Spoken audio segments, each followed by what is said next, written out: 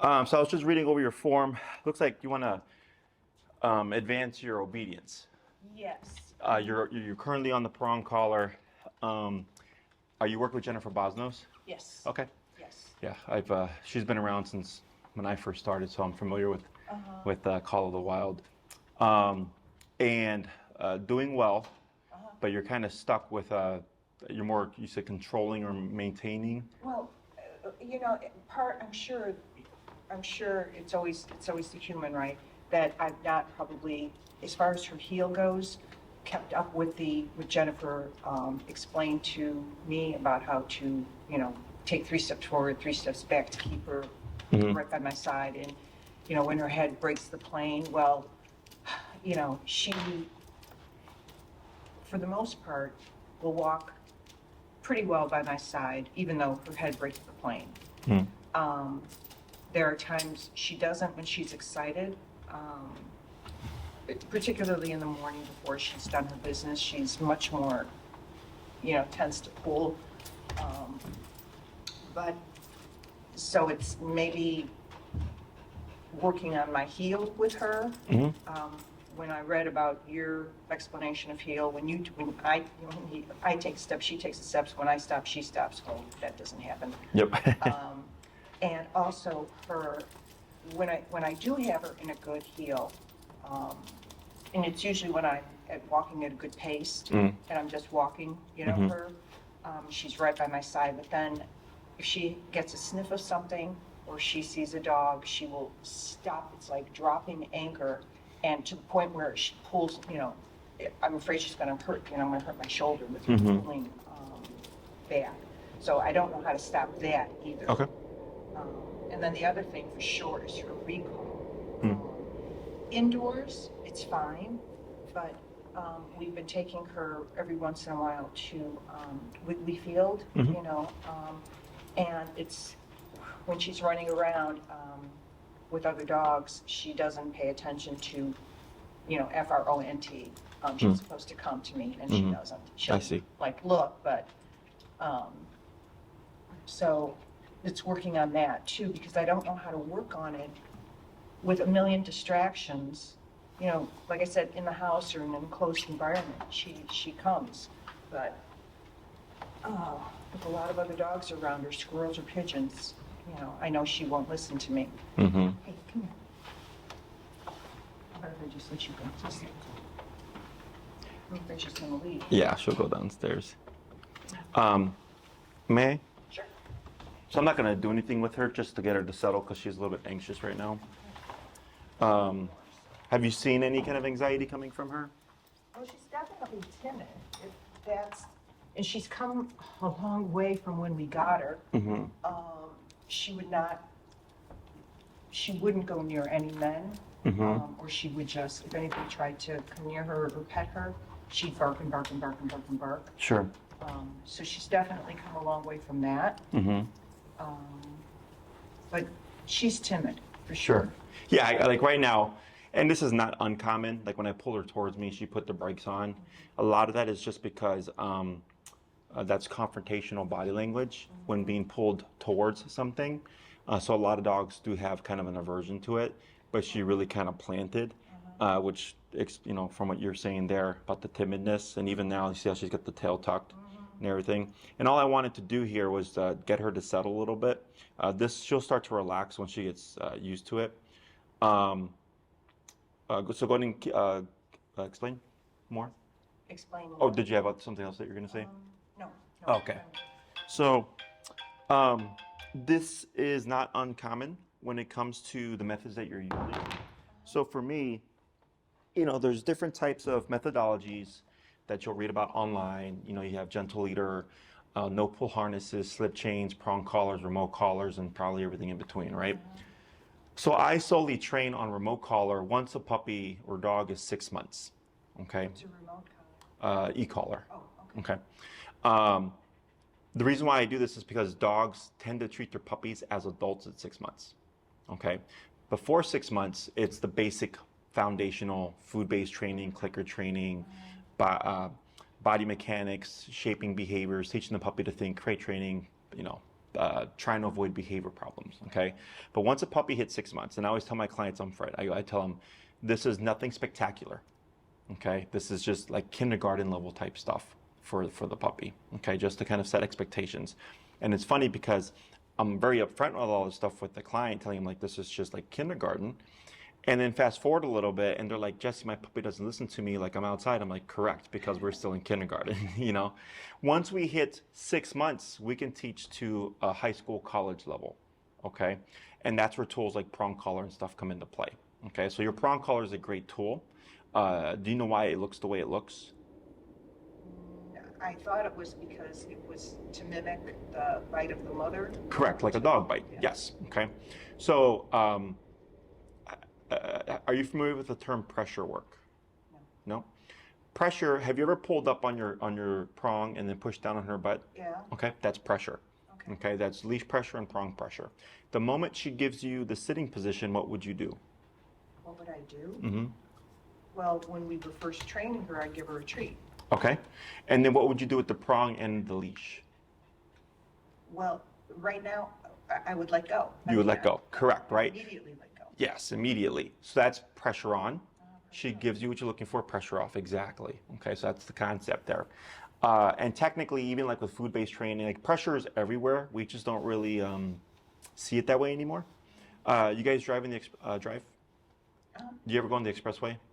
You ever had somebody drive really close to your rear bumper, right? And it makes you feel a certain way, right? And you might speed up, you might shift lanes, you might hit the brakes, or you might not do anything, but it makes you feel a certain way, right? That's pressure, okay? So pressure it comes in a lot of shapes and forms. It's a way of communication, but we just don't really see that anymore because we tend to go by words, okay? So dogs are forever in this realm of pressure. Okay, because we have leash pressure, you have prong pressure, we have spatial pressure.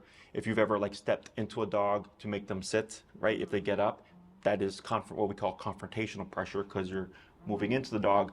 When I pull her like this and she puts the brakes on, I'm technically forcing her into confrontational pressure. That's not my intention, but that's what her brain perceives. Okay, it's automatic for dogs. They're not they're not proactive. They're not like thinking about what they want to do in the future. It's literally reaction to what they're given. So if I pull on her towards me, that puts the brain into confrontation and she goes, I don't want this, right? She's not thinking about it. So the moment I relax, she gives me this, right? But if I were to pull again, she's gonna give me the brakes, and the moment I relax, she's gonna give me this again, right? So she's literally going by the immediate feedback that she's given, and then she gives her response, okay? So prong collar, food-based training, they're great tools, but at a certain point, we start to hit a ceiling, okay? The reason is dogs are aware that if you remove this leash, that you don't really have any physical control. Oh, yeah, because I've tried to take her prong collar off Mm-hmm. because I'm not crazy about it, but then she knows once she starts to pull forward, she gets stronger and stronger, Correct. realizing it's not there. Correct, right? So dogs, you know, when we think of aversives as humans, we tend to think of them as like bad things. We tend to think of them as like, or think like, how can something bad teach something that we want, right? But dogs don't think that way. It's the human's perspective of the tool that they're using. Does that make sense? So like this here, if you can see, is a dog bite. Okay, so it's 10 stitches from a Great Dane. It's healed up quite a bit. This was back in the beginning of 2019. You're sneaking away there, sweetie. There we go. This was a dog that didn't want to go in the kennel. Okay, it was a Great Dane, never bit anybody before. He was about a year and a half old, unneutered, and also had never been made to go in a kennel. Okay. You say kennel or crate. Correct. Okay. So he literally had just arrived for his boarding train. I started working with him. He was doing great with the training, and he was the biggest dog I had had at that point because I just opened my facility. So ironically, I was just trying to see like, are you gonna fit in the kennel that I have? Otherwise, I got to go get one for you. And he freaked out because I was forcing him into something that he was unfamiliar with, and the only way he knew to communicate to tell me like I don't want to go in there is by using his teeth. Okay, so it was a pretty bad bite. You know, I told the owners, please pick up your dog. You know, your dog's not aggressive. This is what happened. It's handler error. Plus, he was a big dog, so I couldn't avoid the bite because his head was right there. And then he came back later. We finished the program. He still comes to daycare and boarding. We've had no issues ever since. It was literally just the context of, okay? So dogs are physical creatures. They nip and bite each other to communicate, okay? They do this as a sign sometimes for affection. If you've ever had a dog kind of nibble or see a dog nibble on another dog, that's a sign of affection. They correct each other using their mouths, like they correct their puppies and each other. So like if one dog tries to mount another dog, that dog might turn and nip and say, hey, I'm not gonna allow that. Exactly. And they do it in play. They'll grab their scruff, right? And sometimes pretty hard as well. So this is their world. Physicality is their world. But as humans, we see the physicality as bad. Does that make sense? So the prong collar tool is a great tool. It just has limitations. Okay, takes a bit more technical skill, right? A lot of my clients deal with reactivity cases, which is lunging and barking on the leash, and because of that, they're so like hyper vigilant that they get stuck, right? Because they don't trust the dog's going to behave themselves. And I tell them like, well, if we're going to do the training, you got to learn to start trusting and start relaxing that leash. So if I use a prong collar, they're more inclined to lock up and stay locked up. But with the tool that we use, because it's you just press a button, they're more able to relax because they're not using the leash a whole lot as communication. Does that make sense? It does. Questions so far? Well, my concern with the prong, with the electronic collar is, isn't there a real timing issue about? No. No? No. Okay. Yeah. Because we did have, our first dog, she's our fourth dog, but our first dog was a Rottweiler rescue, dog aggressive, and I mean red zone, dog aggressive. And our trainer at the time, we went through 4 or 5 trainers and ended up with Cesar Millan. Wow. This was before he had his show. Yeah. And he put that collar on Elvis, and for me, and maybe it was because it was the dog aggressive part of it, he sort of said it had to be like timed so perfectly, like I had to watch his body language to sort of stop him before he got aggressive, and that was so hard for me. So if it's not that kind of timing issue. Correct. Yeah. So there's a few things there. Like, and I'm a huge fan of Cesar Millan. He's my first influence. When I first started my career many, many years ago, about 12 years ago, I started by watching his Dog Whisperer series, seasons 1 through 5. I would watch and rewatch, rewind, rewatch, and I watched the first 5 seasons 3 times. Okay. And I learned a ton. Okay. That's how I learned how to read body language. I know the Cesar Millan methodology. This is how I run a quiet kennel. It's based off of his psychology. We have, I think, about 40 to 50 dogs today. You wouldn't think it, but I run a quiet kennel, okay? And dogs are on treadmills, they're playing, they're doing duration work, stuff like that, but it follows that exercise, discipline, affection methodology, okay? So Cesar Millan, and I'm not sure if he's advanced his methods since, but he doesn't use remote collar the way we use remote collar. Okay, so everybody has like their kind of own theory about it. I've had plenty of clients throughout the years where their dogs did e-collar training, even with trainers that did specialize in e-collar training. And in my opinion, the dogs did not understand the collar still. Okay, so I'll give you an example. I had a case, the dog did a 2-week board and train. I won't say the company, but they did a 2-week board and train about a year ago. Okay, and when they showed up for the consultation, the dog still has issues with people. The dog had the collar on and was super shaky and salivating, right? And I was talking to him because I was like, well, I do remote collar. They're like, well, we have this apprehension because when we put the remote collar, this is what we get, okay? And I looked at the dog and I said, that tells me that dog does not understand the collar, okay? Because if it's been a year since the 2-week board and train, your dog should have a very good understanding of what the collar is. And the fact that that your dog looks that stressed out with it on tells me it doesn't, okay? So I explained to them everything. They had their first class. I told them, take 2 weeks, okay? And then come back for class 2. They came back class 2. The dog was nice and calm. Ears were back, passive, no longer reacting towards people. And they said, Jesse, this is crazy. How is it that in just 2 weeks from our first lesson, our dog has 180'd? And I said, well, one, your dog had plenty of exposure to the collar because you'd been using it for a year. You're just using it wrong. So once we taught the dog how to turn on the pressure and how to turn off the pressure, the dog goes, oh, I control this.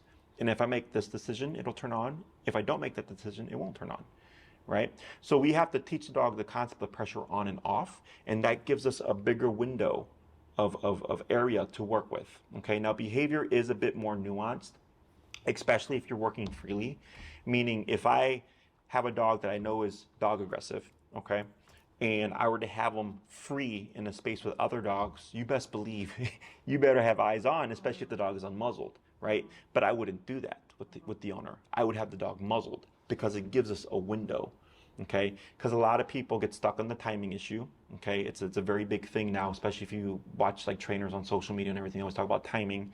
And I get clients that come like paranoid about the timing. Go, you gotta let that go. It's actually a bigger a window of time that you have. Okay, now if we're dealing with a dog that's dog aggressive and unmuzzled, then technically, yes, you have a smaller window, right? So because you really have to keep your eye on. Exactly, okay? But that's why I wouldn't do that with my dog owners. We would have the dog muzzled first, and there's a whole process before we get there, okay?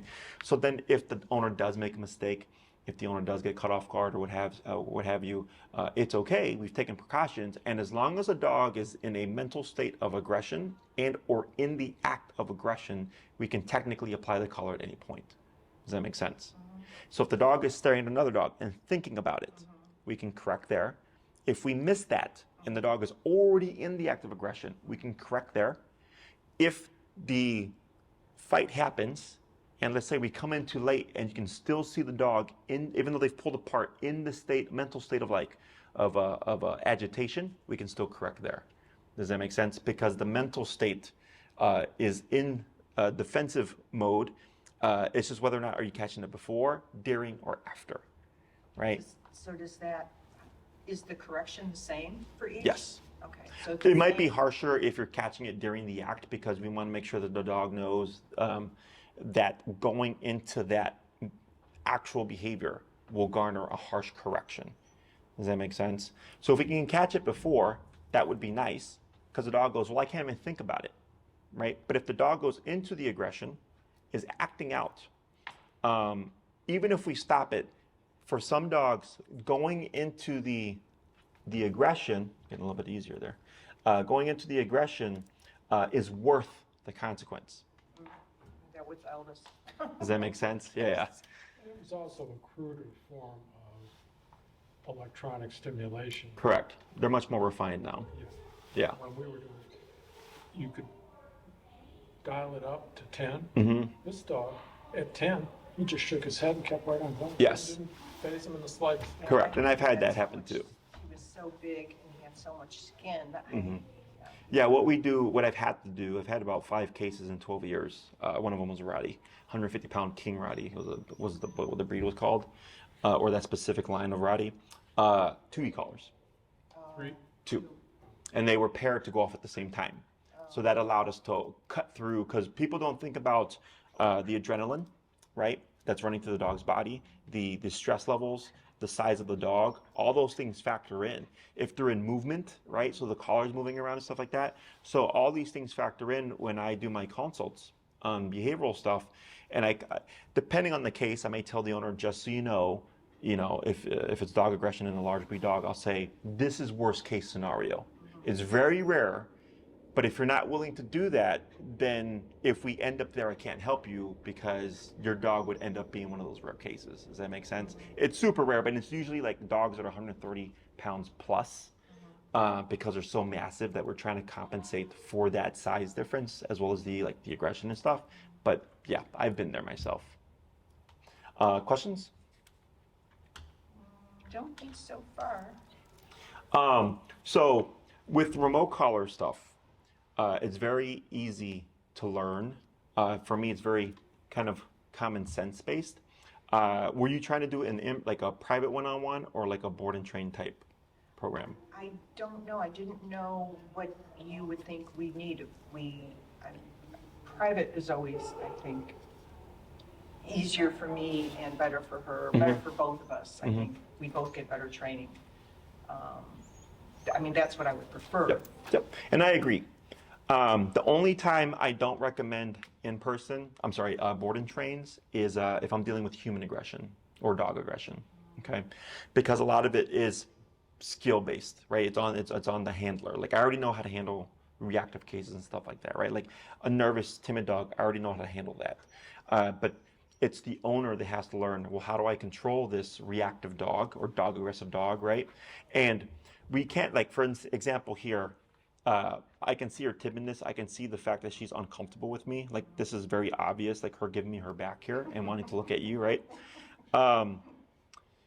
So we cannot make her untimid, but we can help her handle it better. And I can teach you how to handle and live with a timid dog. Does that make sense? And then those two things combined will allow you to live the best life that you can with your dog. Okay. And I agree that doing the training yourself is the best approach because you're the one that's going to live your life with her, right?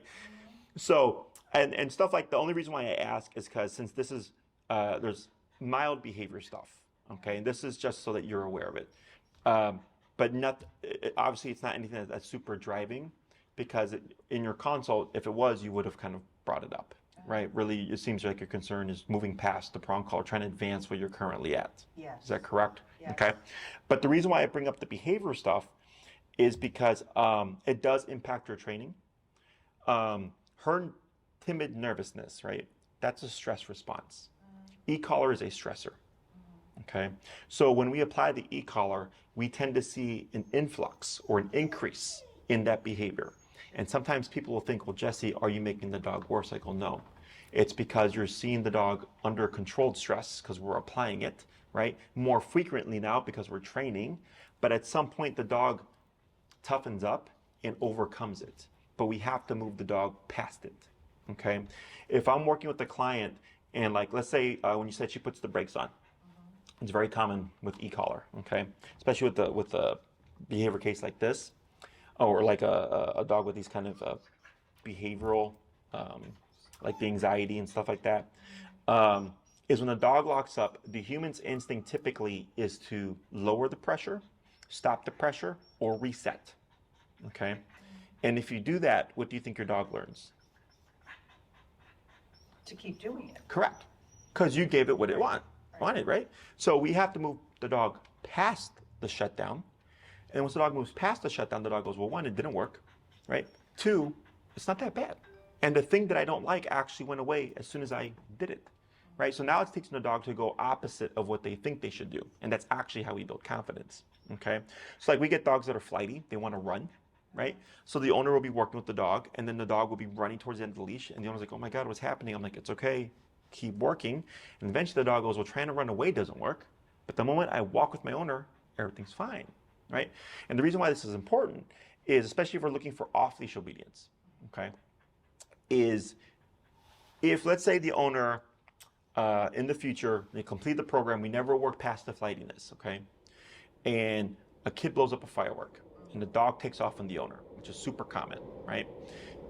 Well, now the owner has to try to return their dog with a tool that they never made them return, like try to run, stop running away from. Does that make sense? No, say that one more time. So when we apply the collar, some dogs get flighty. They want to run away. If we never work past that, right? Oh, I see what you're saying. In the future, we have a problem. Okay. Okay? Because we have no reliable way of stopping or returning the dog. Right. Okay? So when we see this stuff, it appears bad, and I understand that. Okay? But if we don't work the dog past that, that is forever a problem. Okay?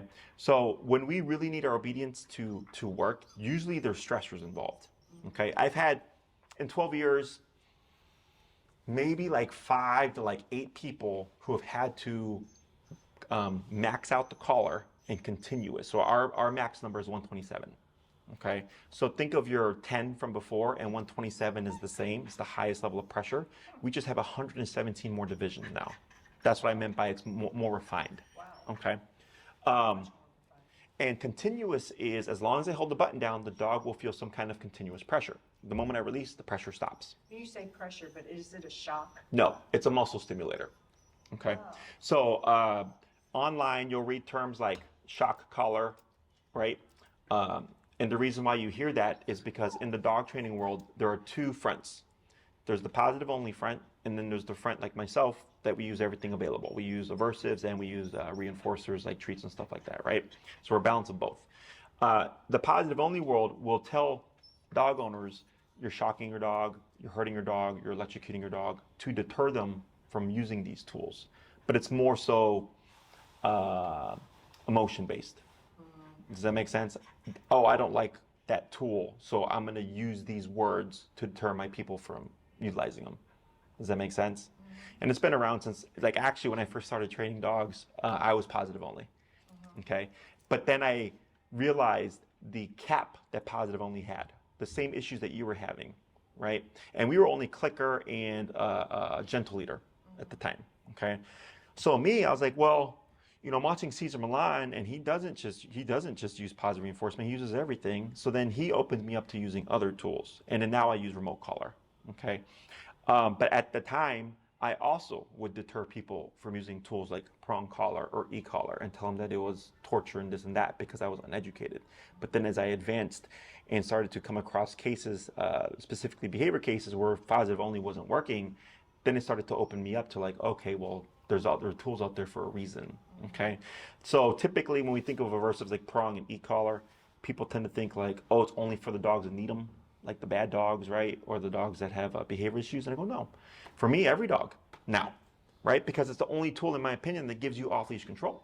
So if you take the leash off and she goes off and she's running around and there's squirrels or other stimuli and she decides to ignore you, well, you have something to reinforce now. So that would, so, What's the range of the e-collar? Depending on the model, half mile to a mile. so if she was trained with that, then pressing it, she would come back to me? Correct. If needed. If needed. Okay, so the goal is always, so a very common question that I get is when does the e-collar go away?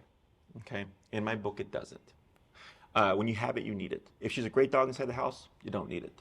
If you have a yard and she's great in the yard, you don't need it. If you're going on a walk, you need it because there's other dogs, people walking their dogs, sometimes off-leash dogs. Depending on what time of the year it is, there might be fireworks going on, stuff like that. There's external stimuli that you can account for, right? If she's going to be at the park off leash or anything like that, you would need it. Otherwise, if she's a great dog, you don't need it in those other situations, okay? Easiest way to explain this is going back to you guys drive, right? You've been on the expressway. Do you go the speed limit? I do.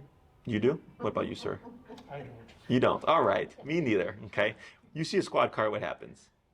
Put on the brakes. You put on the brakes. You pass a squad car, what happens? Speed limit. Speed up, right?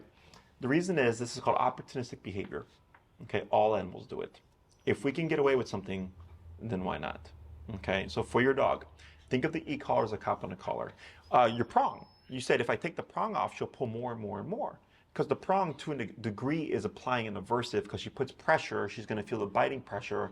And sometimes, we get clients whose dogs completely don't care and will just pull them anyways because they have the fur. Dogs are physical creatures, so their tolerance for pain and discomfort is much greater. So they're like, I don't care about this. We bite each other, right? So that's where remote collar comes into play. Yeah, you're right. She gets to a point, if she wants to go, she'll pull. Yes. Okay. So remote collar, it's the same thing. With the collar on, she's going to be a great dog, very obedient. You should find yourself not having to use the button all the time. I tell my clients, if you're finding yourself using the button all the time, it's because you didn't follow my instructions. We're probably too lenient on things because the application of it should always become less. Okay, so this is how aversives work. You guys ever run a red light camera by accident? Maybe, right? You get the $100 ticket in the mail, and then you're like, I should not do that, right? Now imagine that $100 ticket was a $1,000 ticket or a $10,000 ticket. Do you think people would run the red light as much then? No, because who wants to shell out $1,000 or $10,000 just for running a red light, right? The level of consequence is so high that it's really going to deter people. So it's the same thing here. When we're applying the aversive to teach or shape what we're looking for, we're trying to find what number does the dog go, you know what? I want less of that. To the point where I actually don't want any of it. So I'm going to change what I'm doing to avoid it. Does that make sense? So in my opinion, aversives are the greatest teachers. Okay, you guys ever touch a hot stove? Sure. Would you do it again? Not intentionally. Not intentionally, not on purpose, maybe on accident. Gotta be a little bit more careful, right? I was raised old school, I was spanked, right? So I learned, so growing up, if my mom said don't do that, at first it was just don't do that. and then I got spanked for the first time after I did what I wasn't supposed to do. Now don't do that has a totally different meaning. You see that? That's the world the dogs live in because they don't have words, right? They just have nipping and biting and body language. Okay, so with the remote collar, every dog's number is different. Timidness, nervousness, personality type, size, age, none of that stuff matters. Every dog is different. Okay, I could have two Rottweilers at 150 pounds, one whose number is 15 out of 127, one whose number is 80 out of 127. They have two different types of sensitivity levels. Does that make sense? So so you determine what? Correct. So with the in-person training, the way it looks is you show up with your dog, you would have your e-collar and everything ready to go. I would walk you through a few things, trying to find what we call her working number, right? And then teaching you how to read that, the body language cues, and then from there we start training, okay? And I have videos that I send my clients as well to prep them for their first lesson, but then I'll tell them don't do anything. I will walk you through everything in person, but at least you have some kind of idea of what we're doing, okay? It makes it a little bit easier. And then from there, I give you a very kind of methodical breakdown of what to do during the week so that you keep repeating that process until you develop your skill set, okay? You don't need to be a trainer.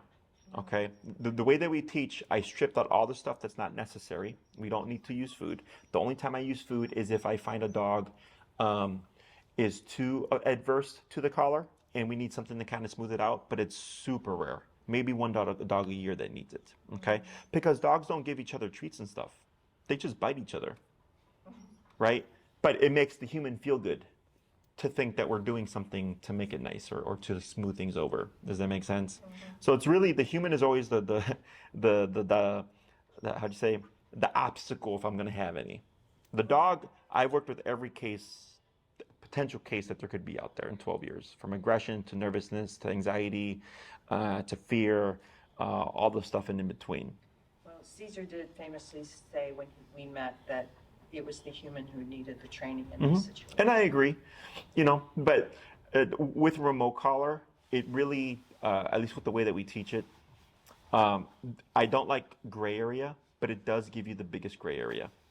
Okay, like earlier I was like, you don't really have to worry about timing. Okay, we have a window. There's a gray area there. Yeah, that was tough for me, really Yeah. tough for me. And it's tough for a lot of people because that's a big thing now. Okay, even to this day about timing and stuff. And people are like, oh, like I have a client right now that they were supposed to be my 5 o'clock, but they don't drive, so they just push back to another week. Their first class, they were so caught up on timing because they have a reactive dog. And I was like, trust me, you have a bigger window for timing than you think you do. Okay, but that's why it's important that the dog understand the collar and that we work at a number that the dog respects. Okay, that's the biggest defining thing of how we train with remote collar. There's a theory out called low-level e-collar training. Have you heard of that? Low-level e-collar training is when you're working at ridiculously low levels, okay, like 3 or 5 out of 127 levels, okay? For me, that's not realistic. I had 2 dogs that happen to be litter mates this year that have been that sensitive. Most dogs are between 25 to 35. Every now and then we get dogs that are past that, but most dogs are in that range, okay?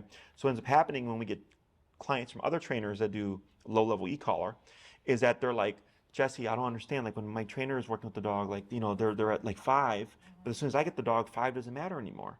I'll go, right, because your trainer is probably doing a lot of stuff that you don't do because they're a trainer, but they don't know it. Like there's stuff that I do that I'm aware of, but I don't tell the client because I'm like, well, that's not going to matter to them anyways. Like it doesn't matter that they know this. Does that make sense? So that can give the dog trainer the ability to be able to operate at a much lower level because of what they're doing, okay? For most people, they don't. They tend to do everything wrong. Like, so what I mean by that is like, let's say, for example, affection, okay? I'm not opposed to affection. We get dogs for companionship. I understand that. But you cannot be your dog's buddy and your dog's authority figure at the same time. Does that make sense? Right? Sound like Cesar. Yeah. You can't be their friend and you be their authority figure at the same time. Like cops aren't out there befriending everybody, right? They're there to make sure that people are following the laws, that they're going the speed limit, stuff like that. They go and they issue out consequence. They don't come up and go, hey, great job stopping at that red light. They're not our buddies. They're here to keep the structure of things, right?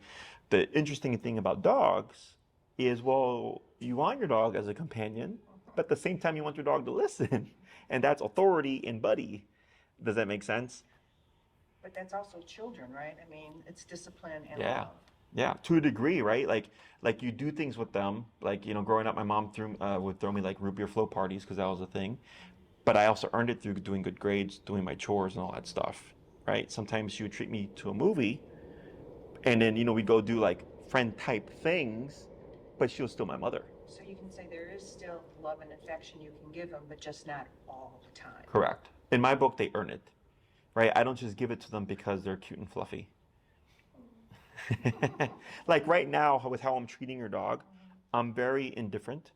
I kept putting under more pressure, and I don't know if you noticed, she's doing a bit more easier each time because she's getting more comfortable with me because I'm not putting any pressure on her socially. I'm not in her business. I'm just telling her, you need to relax.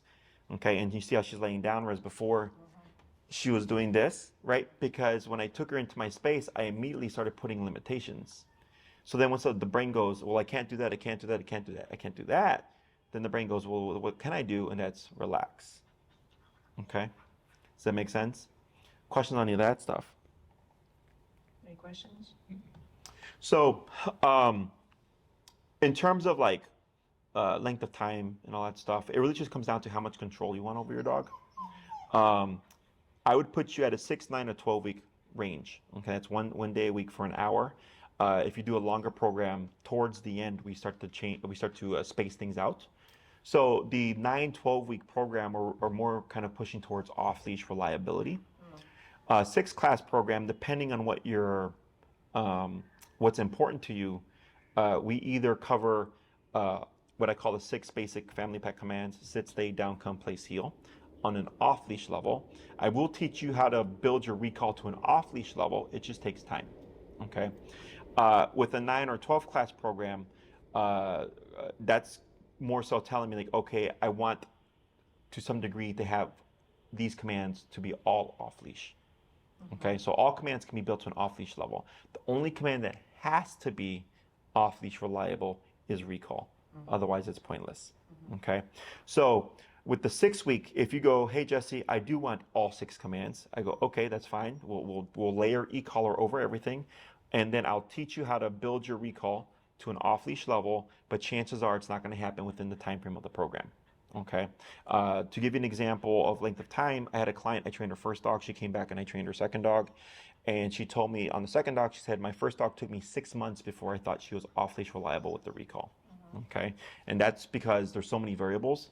We're in the city of Chicago, so at some point we get the snow. So that's usually a big factor, right? The owners don't want to be outside in the snow with their dog, or it's cold. Is it raining outside as it is today?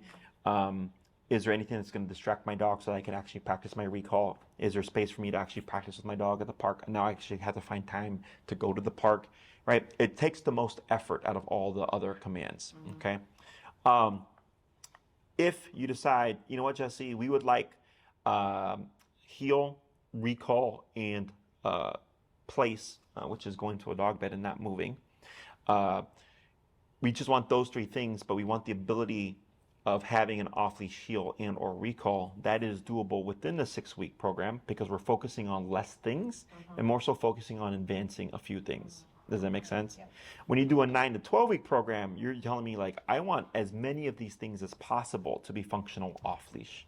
Okay, so if someone does a 9 or 12-week program with the intention of having off-leash control towards the end, typically if we're doing a 9-week program towards class 7 or 8, and if we're doing a 12-week program 9 or 10, I'll tell the owner, I'll have given them everything they need.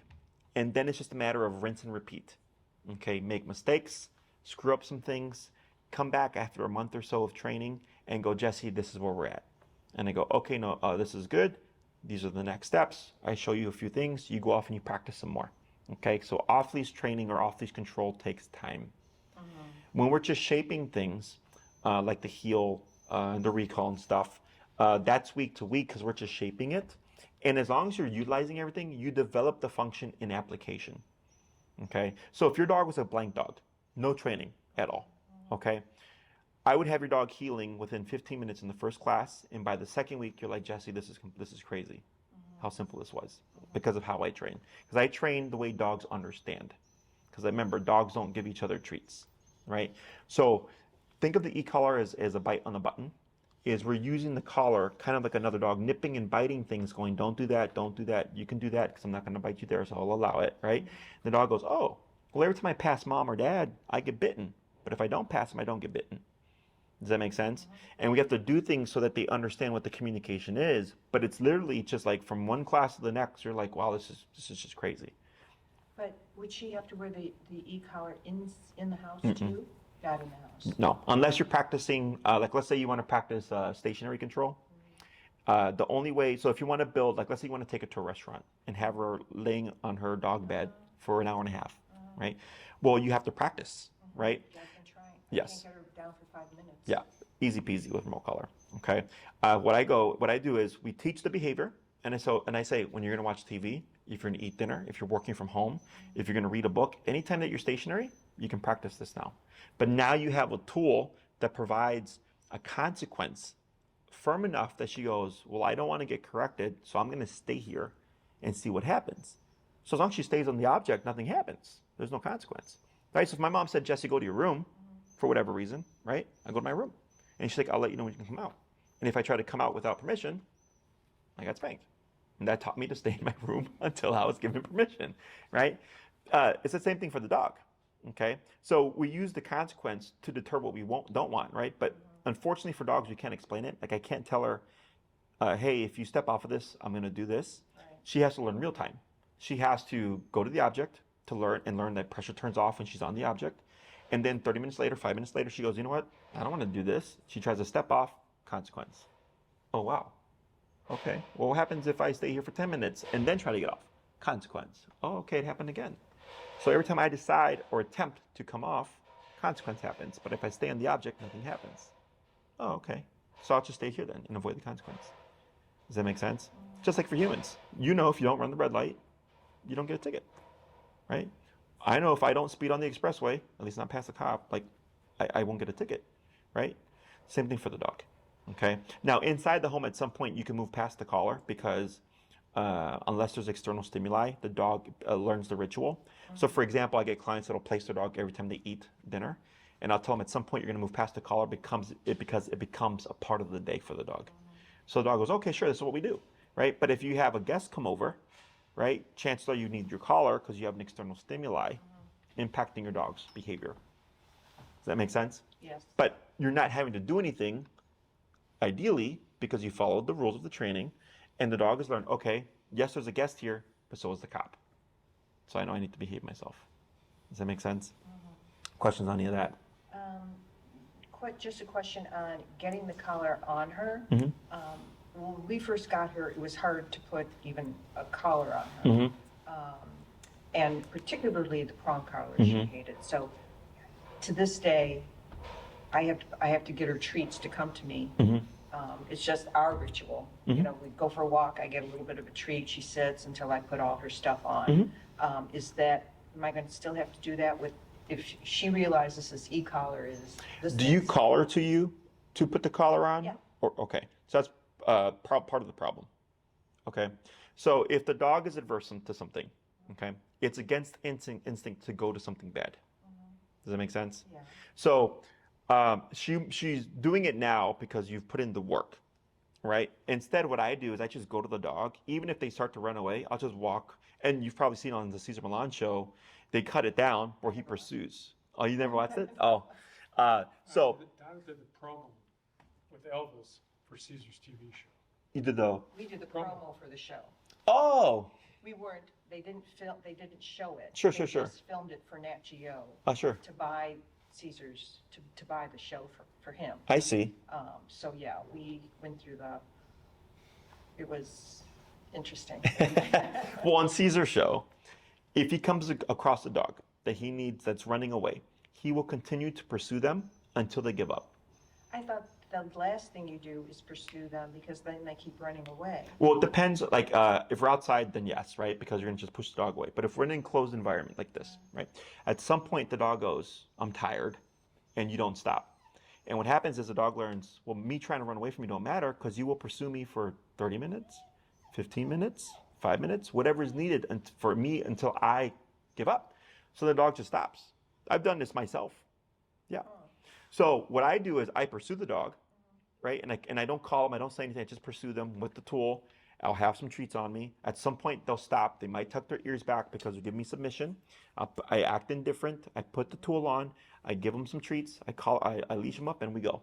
So you do give treats then once you have it on? Yeah, I agree with the treats. But at some point, because the dog learns, well, I can't run away from you, but then also good things happen.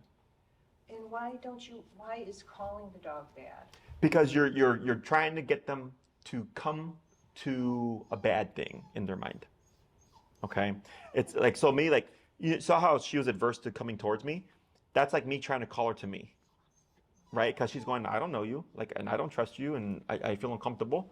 Me calling her to me would, if anything, push her more away from me, because I'm putting energy, I'm putting what's called social pressure on her, because I'm interacting with her, right? So did you notice the more I just pulled her towards me, the easier it got, right?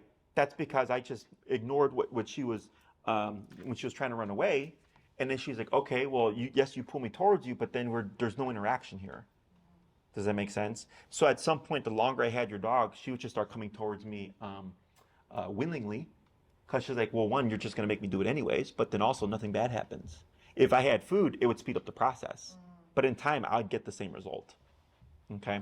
So I'm not opposed to the food. I'm just opposed to calling a dog to something that they don't want. But if you have the food, it is something they want. Yes, but this is something she doesn't want, right? So like, to move past the food, if I move towards the dog and she runs away and I pursue her and I put in the time and she goes, okay, well, this isn't going to work, and she stops. She's submitting. She's right. She's going, okay, well, I'm giving up this option because I tried it for 15 minutes and you still just got me anyways. And eventually it becomes 15 minutes to 10 minutes to 5 minutes to 1 minute to 30 seconds to 5 seconds to 0 seconds. Does that make sense? Because the dog goes, I have no other option but just to do it, right? And it sounds bad. I have no option but to comply, right? But that's why I get such reliable obedience. Remember earlier when I said if your dog becomes flighty, if we accept that or try to work around that, it always remains an option.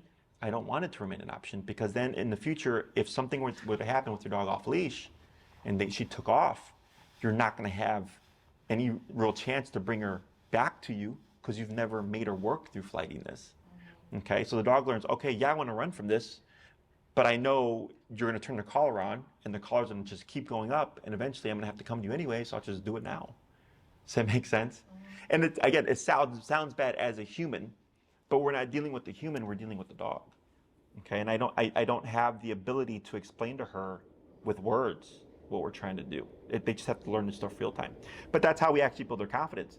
If you there's a video on YouTube. I think it's like a golden retriever or a yellow lab mother, and she's got a litter of puppies, and all the puppies are playing, and there's one puppy that's by itself. That's the antisocial puppy. She picks up the puppy, she plants it with the other puppies, and it starts screaming, and it runs out.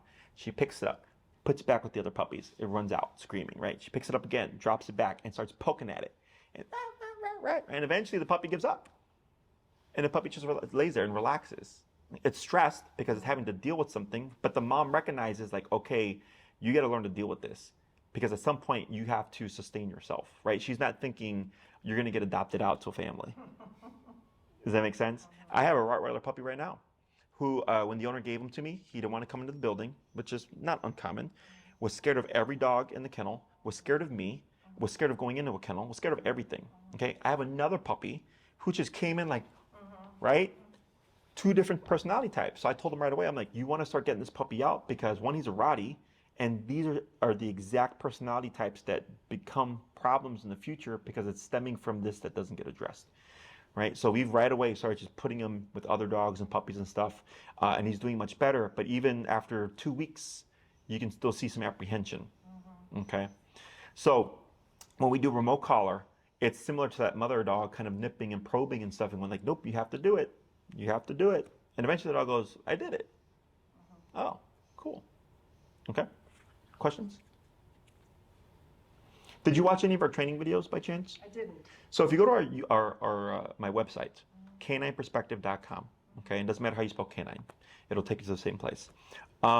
If you go on my homepage, if you go up a little bit, you're going to hit a video with the pit bull smiling in the sun.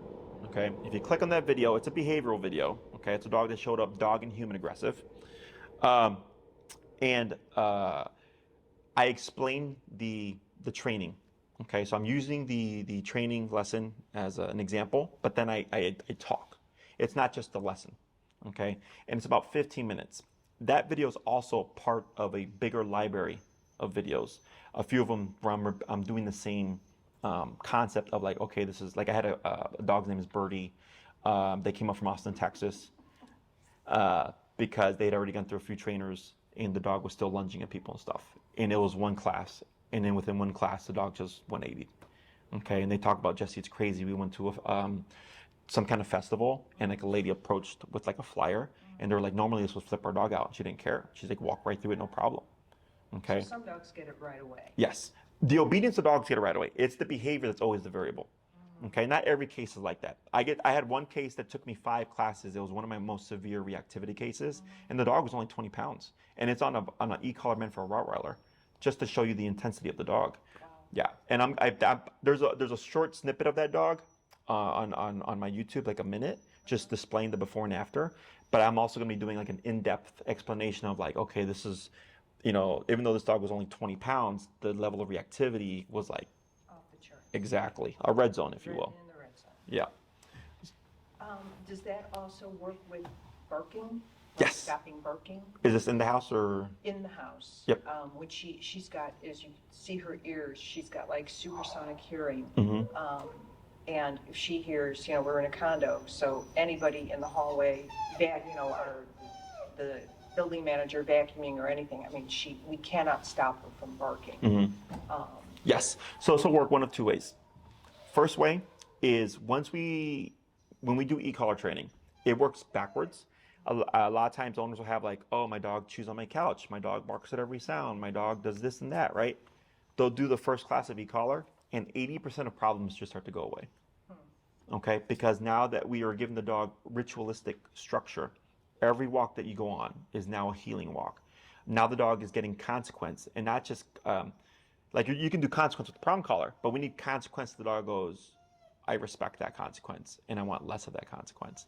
That starts to change things. It's like a kid, right? So like when I mentioned earlier, when my mom said don't do that, it was just don't do that. And then when I got spanked for the first time, I'm like, oh, okay, like, well, that wasn't really worth it now. So that changed how I viewed things, right? It's the same thing for the dog, okay? Now in cases where we get what we call residual behaviors that don't go away, like the leftover stuff, then after about, I would say typically by the 3rd class, the owner will have a good concept of like, yeah, like this is great. Like I don't, like my dog's barking in the house, like drop dramatically. I don't need to do anything. And I go, great. If not, then I go, no worries. Now we need to correct the behavior itself because the first approach didn't work, which is what we call the indirect approach. Indirect is I'm using the structure of heel to correct things like leash reactivity, barking in the house, chewing, frustration chewing, stuff like that. And anything that's left over, that means that the healing exercise didn't fix it. So now we have to address it directly, which is correcting the dog for the behavior itself. Specific behavior. Correct. Okay. So the example would be, let's say she's at a dog park. She goes to mount the dog and the dog nips at her for it. That's a direct approach. The dog nipped her when she went to mount it for the act itself. Okay, so most people think, oh, like I'm gonna put this thing on my dog, and then when they're bad, I'm gonna just shock them. I go, no, like that's not. It's an approach, but it's not the approach that we use. Okay, the dog has to have an understanding of how to turn pressure on and off first, and then from there we see what does it fix, and then from there we see what's left over that needs to be addressed. Okay, other questions? Any other questions? So, in terms of the call that I would recommend for you guys, how old is she? We think 3-ish. a little Okay, bit. so she's an adult dog. And she weighs like, what, 55, 60 pounds? She just went to the vet this morning. She's 46. 46, okay, I'm off. So I would say she'd be fine on the dog to 2,300, and Tina will send you the information for this. It runs about 287-ish with tax. They last for years. Okay, I had my e-collars, my first e-collars for like 10 years before they finally gave out. Okay, most common issue that we see is it's a rechargeable lithium battery, and at some point the battery gives. You can always replace the battery for like 20 bucks or so. Very easy to do it yourself. Otherwise, your collar should last you a really long time. Fully waterproof system, half mile to 1 mile range depending on the model that you get. I believe the 2300 is 3/4 mile. If you'd like to have the best collar there is, there's the Dog Show Black Edition, which runs 330-ish with tax. And that's more of like you have it just in case because it's more output. Okay, meaning the sensation is stronger at lower levels. So you get more from less. Okay. So size-wise, she's in the 2300 range, 70 pounds and under. The other collar is meant for 70 pounds and over. Perfectly safe to use. I could use it on my 8-pound Chihuahua perfectly fine because it's simply just more from less. Okay. Only reason why I bring it up is when we get timid, anxious cases, you want to think in the situation of like she's under stress when you're outside. Okay. Like again, the firework example. If the firework goes off and she's running away because she's stressed out, she's in fear flight mode, you need enough pressure to override the fear flight mode. And theoretically, you're making her more afraid of running from you than she is running from the firework. Does that make sense? And that's how you're going to override and get the dog to return to you because it's against instinct to run towards danger. Because the dog doesn't know, like, oh, it's just some kid lighting a bottle rocket. The dog's like, I'll know what that is. I'm going to run from it, right? So in order for us to override that, that's where pressure comes into play. So either of those are an option for you. It's just whether or not you prefer to just have it and not need it in terms of the power. But in terms of size and temperament and what I've seen so far, I would think it should be fine at the 2300. Okay, and then again, Tina will send you the information for this. In terms of your program, 6, 9, or 12 week. If you're wanting just real basic, like I want a good recall, my dog to not pull on the leash and be able to hold a position for an extended period of time, you're fine with 6 classes. Okay, plus you're coming with the foundation of training. Okay, so that's really going to cut off some time. Will the commands, are they the same or will they? I use different cues, but you're welcome to keep your own cues. Oh, okay. You would just tell me. Okay. And if, like, let's say you called that bed and I called it place, Okay. I would just call it place, you would just call it bed. Gotcha. No big deal. Okay.